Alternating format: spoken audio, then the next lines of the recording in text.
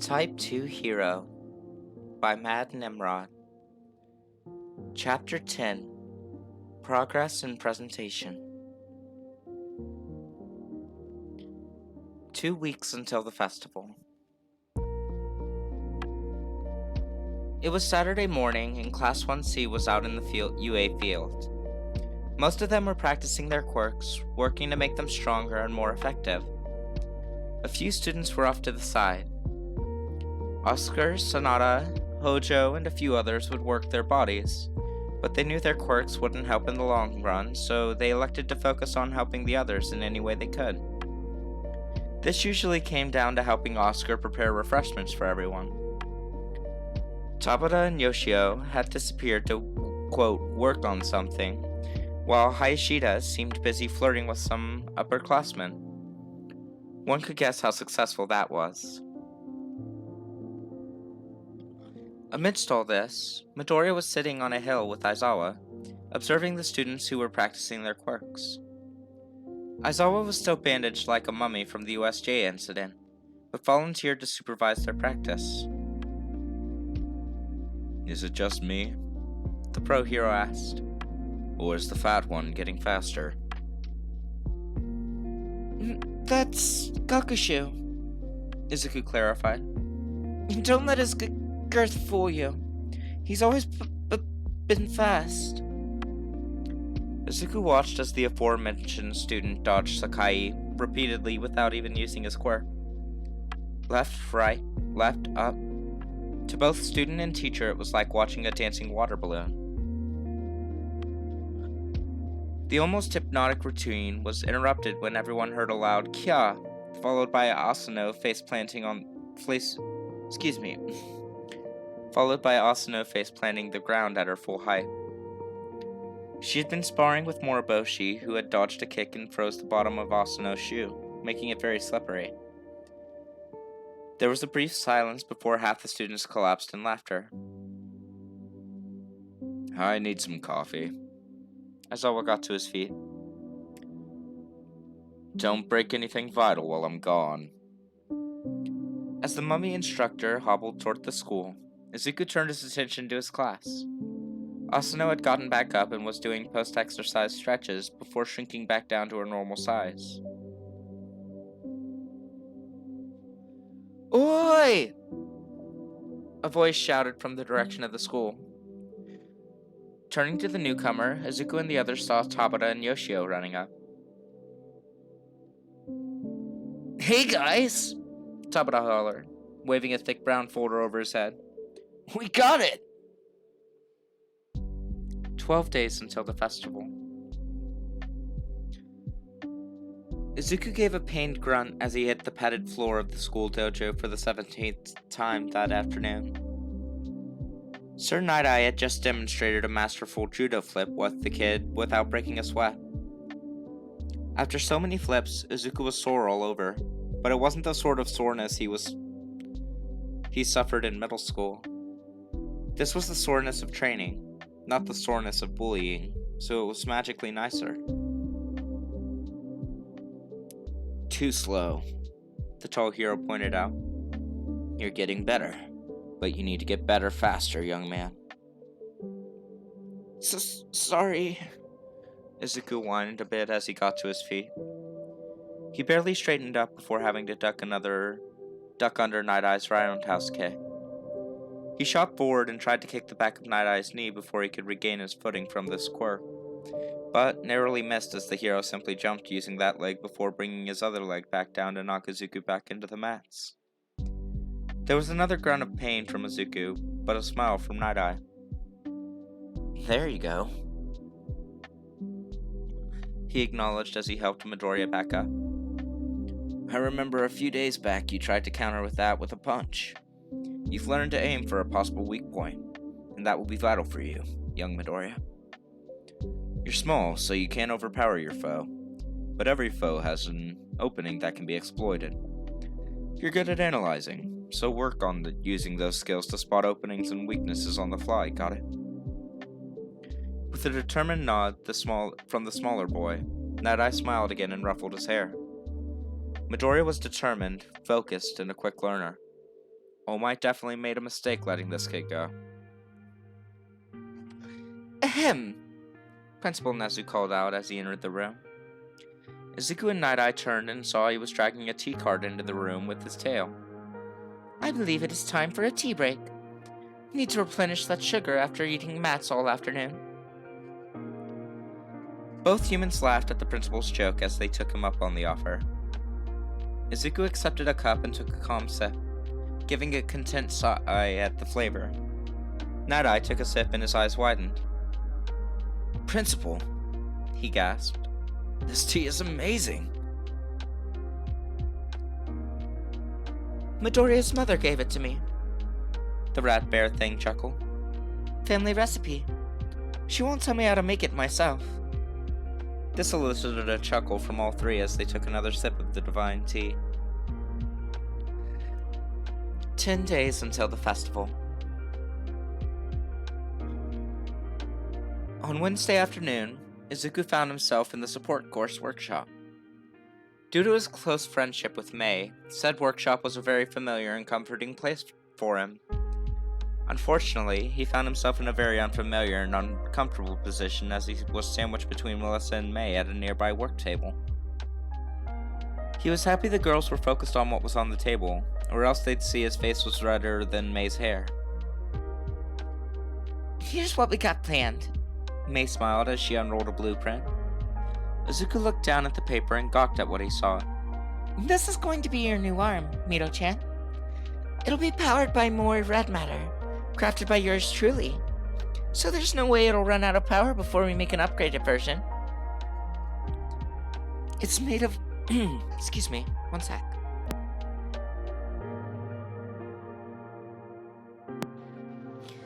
It's made of a heat-resistant alloy, Melissa explained, and built with shock-absorbent struts, making it pretty durable against explosions. The implant on your shoulder will be made from the same material.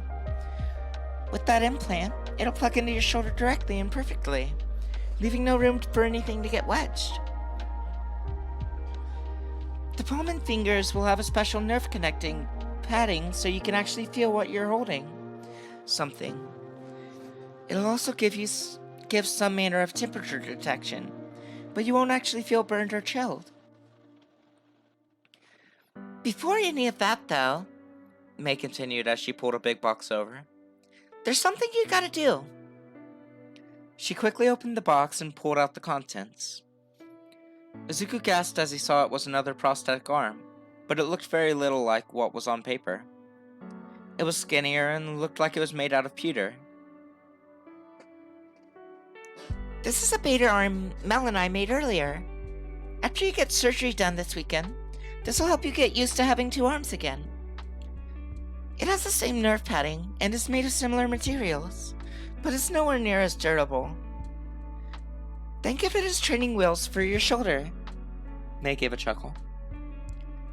You'll be able to put your desks on by yourself after this.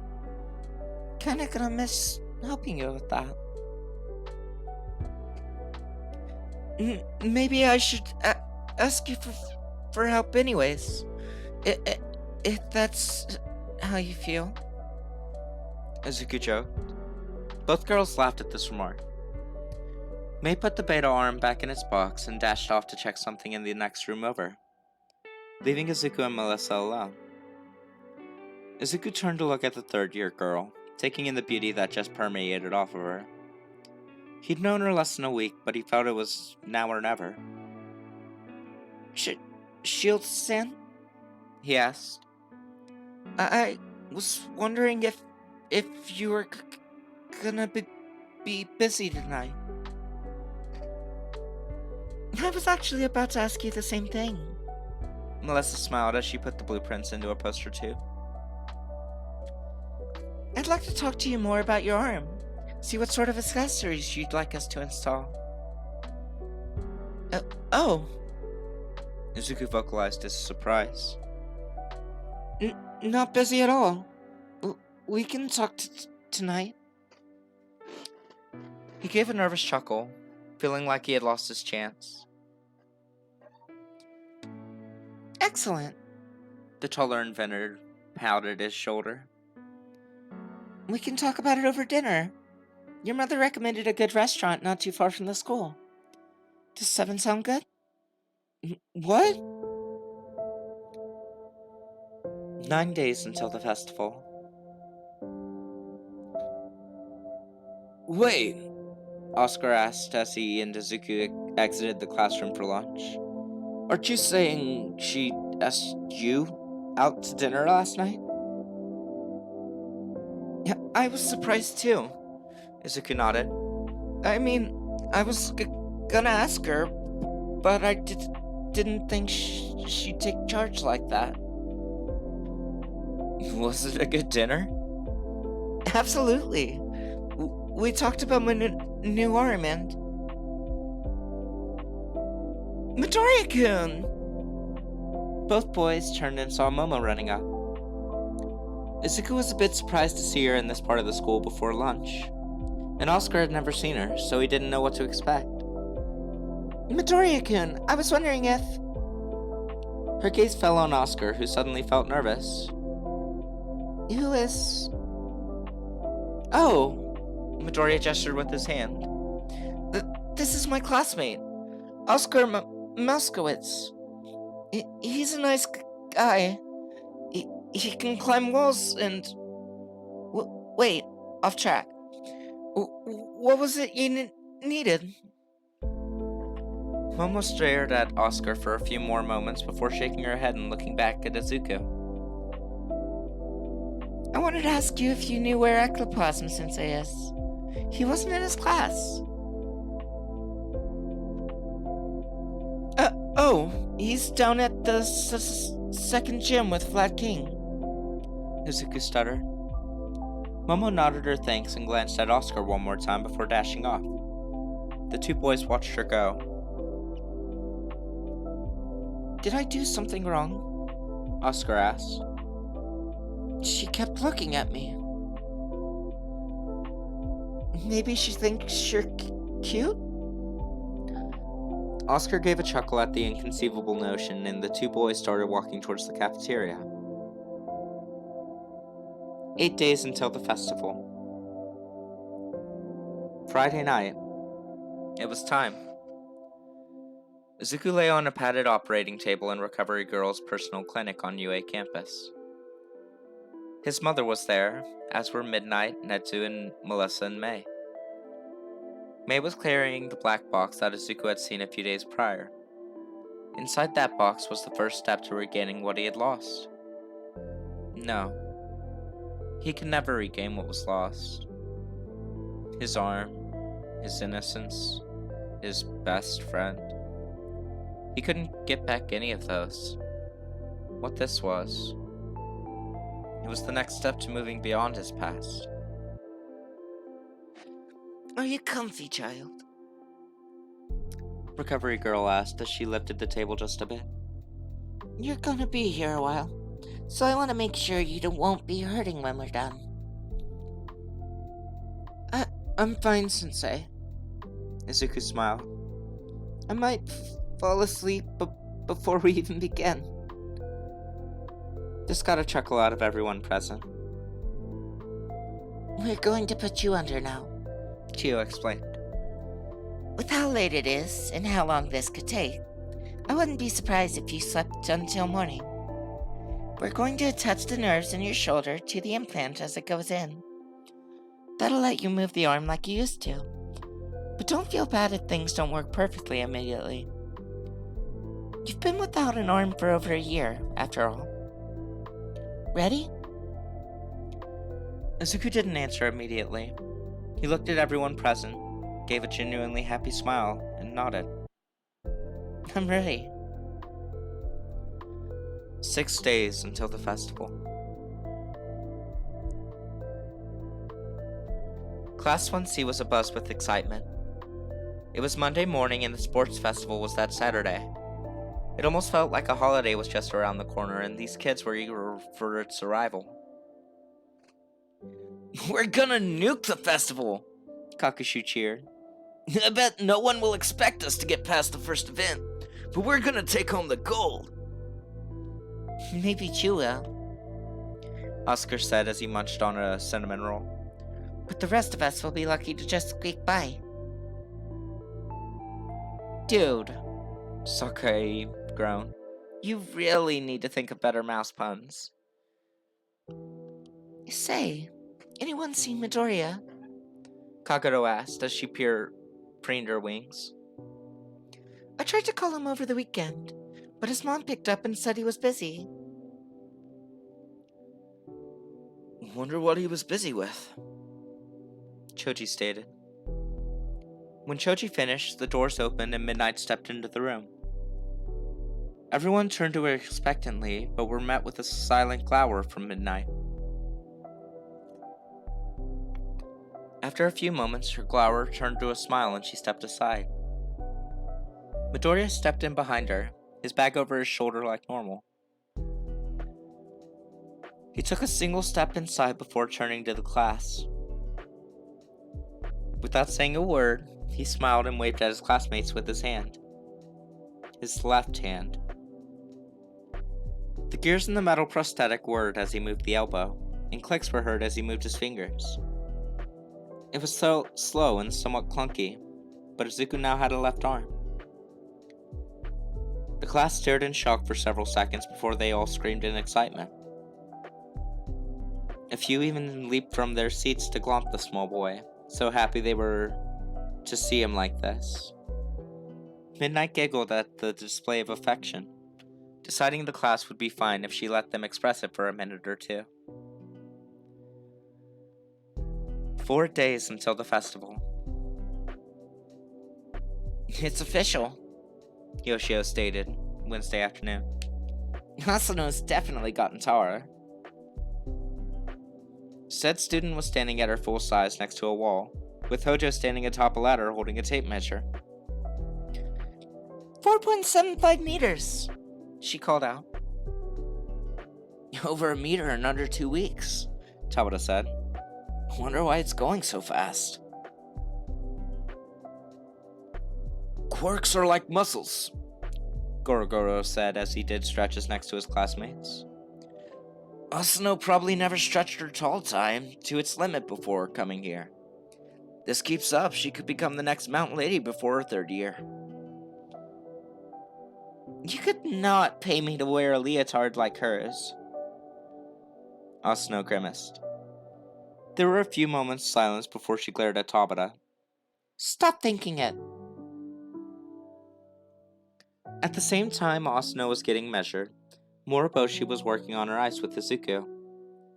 He observed as she made intricate pillars and small weapons. He watched as she conjured a shield of ice, then converted it to snow. Heard from a teacher you won't be participating in the festival, Moriboshi asked. Oh, excuse me. Don't know why I did that voice. I heard from the teacher you won't be participating in the festival, Moriboshi asked as she made a helmet from ice. That true, Miruku? Unfortunately. Izuku nodded as he scratched his head with his right arm. Due to my disability, I'm ineligible for the competition. Don't worry, though. I'm still going to be doing something cool. Moriboshi shrugged and worked on more ice constructs. Hey, you can lift things with your ice while it's forming, right? Gotta be careful when I do, though, Moriboshi admitted. If I try something too heavy, the ice will break once the construction's finished. Could only lift it while the ice is forming. As she continued, Izuku got a contemplative look. Suddenly, his eyes widened as he turned toward the other group. Goragoragoon! Over here, please.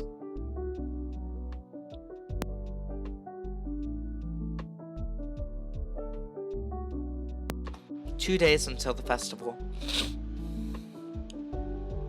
Class 1A was exhausted. They had spent the afternoon doing a rigorous series of exercises covering a myriad of situations. Izuku had been volunteered to act the part of the rescued civilian. He wasn't required to do any analyzing during this exercise, so he actually got to relax a bit.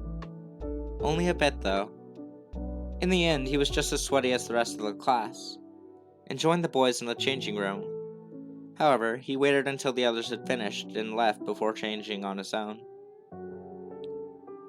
At least, he thought everyone had left. Due to his current exhaustion, he didn't notice Todoroki was still in the room, having a bit of trouble with his shoe. The dual quirk student was also looking at Izuku. He was waiting for him to finish changing before asking about the possibility of figuring out more ice-based techniques. He remembered what Moriboshi told him over a week ago, but still wasn't sure he could ever use his fire. It still reminded him too much of his father, and he didn't want to be anything like Endeavor. His train of thought was derailed when Izuku removed his shirt, and Todoroki gaped at what he saw. Izuku's body was covered in scars. He spotted a few scars made by cutting instruments, but most of them were rounder and more familiar. Shoto could recognize burn scars instantly. Even worse, though, were the multitude that were shaped like open palms. Seeing those scars, Todoroki put his hand on his waist, where one such scar from his father rested. He remembered getting that scar was one of the most painful things he'd ever experienced. Seeing Midoriya, a quirkless child, covered in scars like that almost made Todoroki sick to his stomach. Just how much abuse had Izuku suffered before coming here? Too much, Izuku stated. Todoroki realized too late he had said that last part out loud. The Viridian kid looked at him with a sad smile. I got all these scars from my classmates and peers through elementary school and middle schools. One person in particular. Same kid who blew off my arm.